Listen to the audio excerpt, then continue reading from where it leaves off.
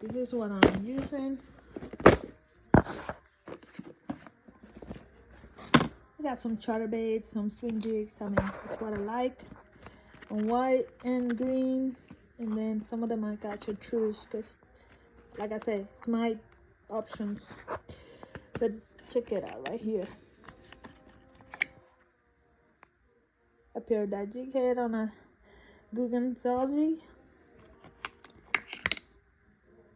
I got this net rigged jiggles. See how that works. Got some flukes action right here. This is all brand new tie. I just want to give it a try and see. One of my favorite setup right here. Solid. Check it out.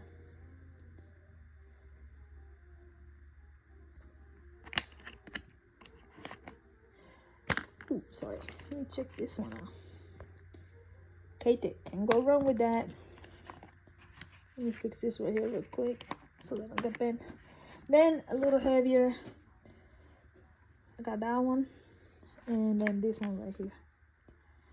This one I don't even know if it's right. I got a few of these jig heads. Again, just gonna give it a try.